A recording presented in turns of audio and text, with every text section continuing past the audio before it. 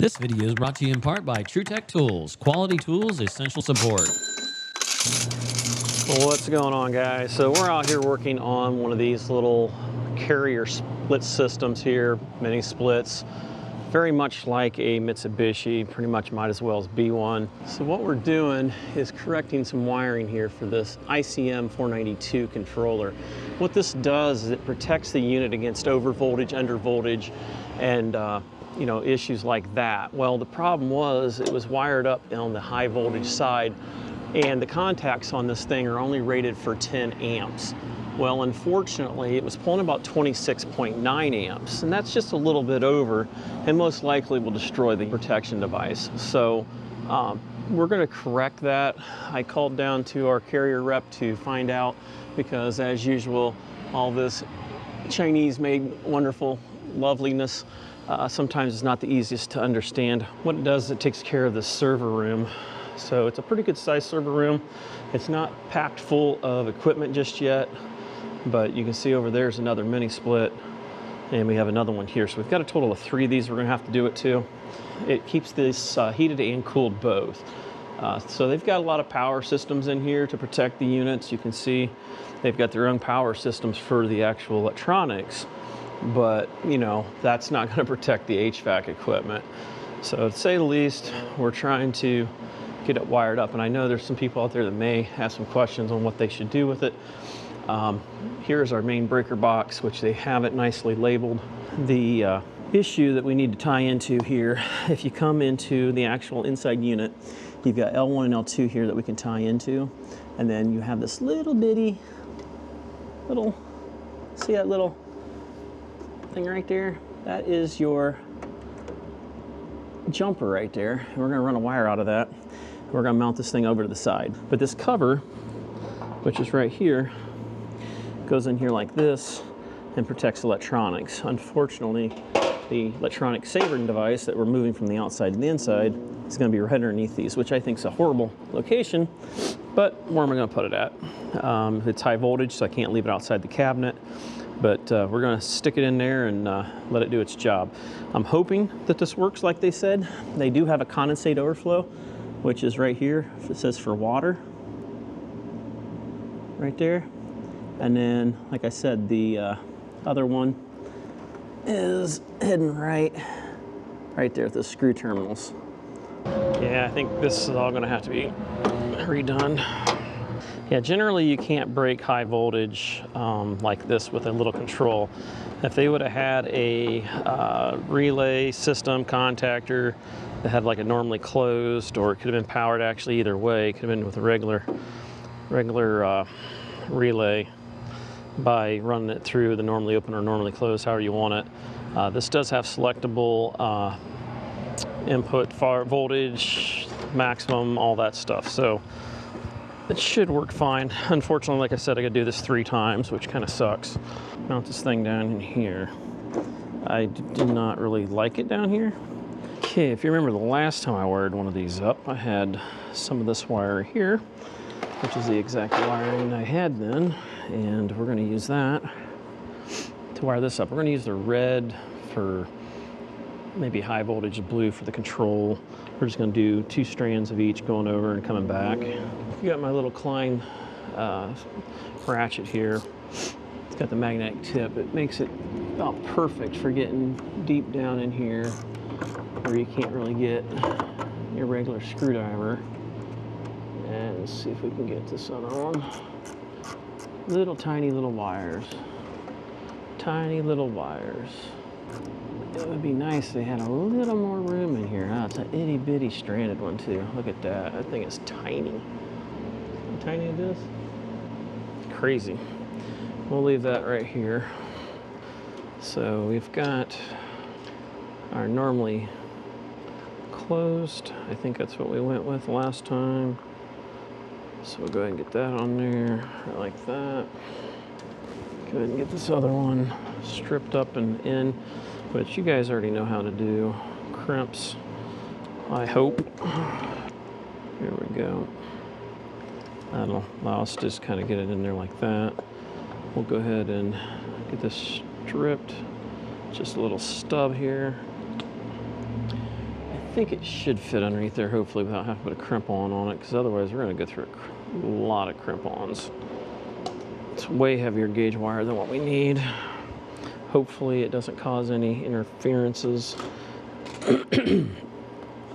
Essentially what it was originally was just a remote switch, which will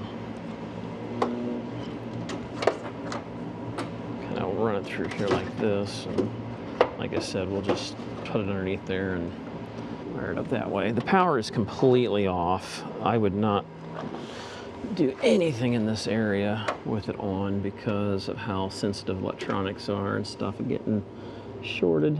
And it looks like they did not give you much room to get a wire underneath there. So I'll back that up a little bit more.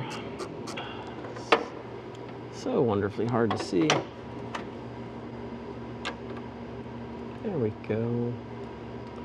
Yeah, there's just no place to put the camera to get you in closer. There we go, got it. Some reverse, now we can go ahead and get that in there. There we go. Oh, beautiful. Okay, basically just tightening it up like that. Now, that's pretty nice. I haven't used this thing hardly at all.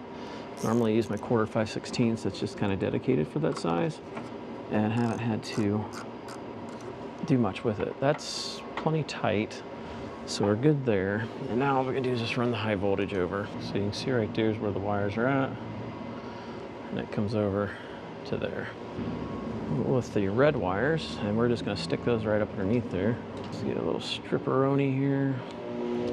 Now we should be able to get, notice with some of these Phillips they use, you can about better off just to use a straight head. I don't know if they're using a number 2, if it's some sort of Chinese screw or what. I always like to go on the other side of the piece here. That way it kind of goes left and right of the panel and holds it there. My mind, I think it's a little better that way. There we go. There we go, good deal. Doesn't need to be stupid tight, but definitely want to have a little bit of room here. Throwing it out here like this so we know about how long to make it. We can do that twice now. Not color coding it back and forth. It's not a reason to do that. But you're going to get the gist of it. Essentially, we're just going to wire this thing up so that it shuts down that switch, and everything should work right.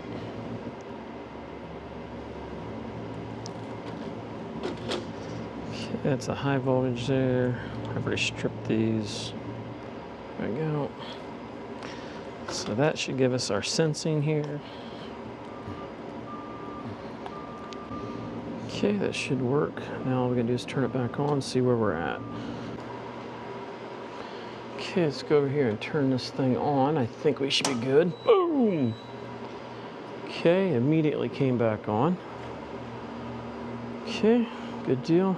So it's in a delay here. We've got a 245 volt deal here, control voltage. Hopefully that there ain't live to where that would shock me. This sets for 230, delays 180, over 10%, 15% under, control off.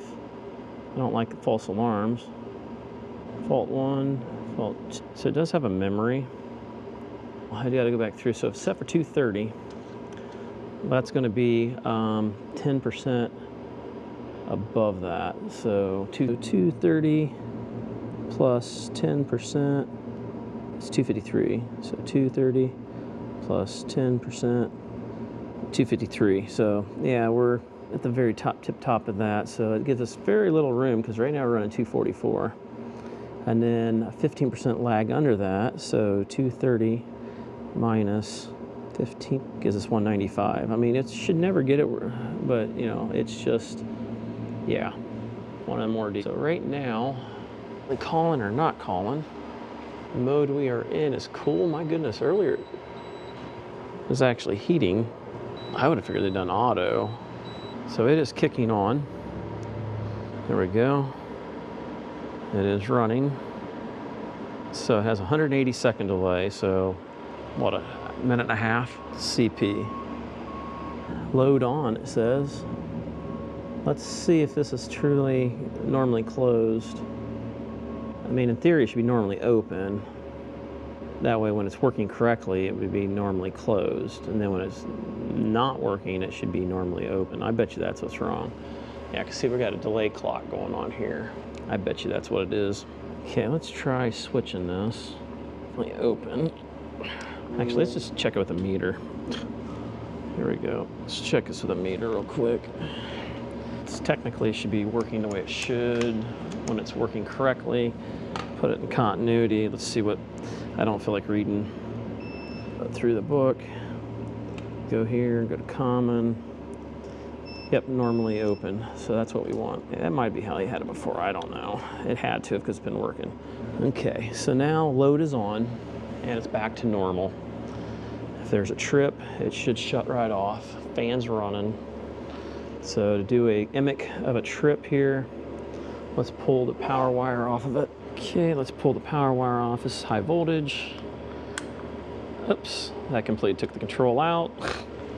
And what happened? Immediately control went down because it lost it, and the controller went into a timer mode, and it shut the system down and everything shut off. Does it protect all the electronics like I'd prefer? No. That's the way it's gonna have to work for now, bro. So yeah, that's just gonna be the way it works. There it is, the delay is on, because the power just came back.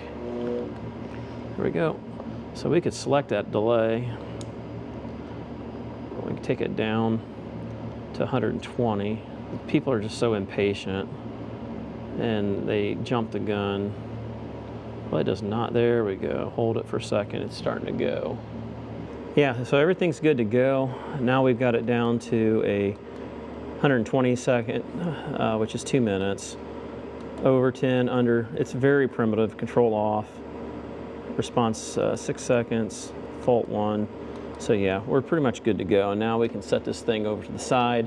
They've got a trail here for the wires to go through, which looks like somebody's already shorted that thing. Look at that. Look at that little short monger there. All right, well, everything's tight, pulling, nothing's coming off. May wire tie it together and then stick it in there and we should be good to go. Okay, let's stick a wire tie through here.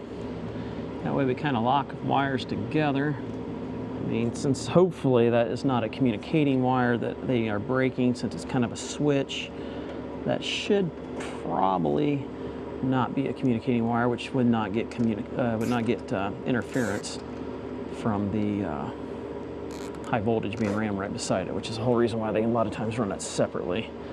There we go. That kind of protects that like that. I'll put these two here together like this. Yeah, well, we'll leave these ones will be isolated from the regular wiring so you can yank it out and actually work on it. There you go, and then do a little trimmage. So it appears we got what we need. Now let's kill the power to it and make sure that it actually resets.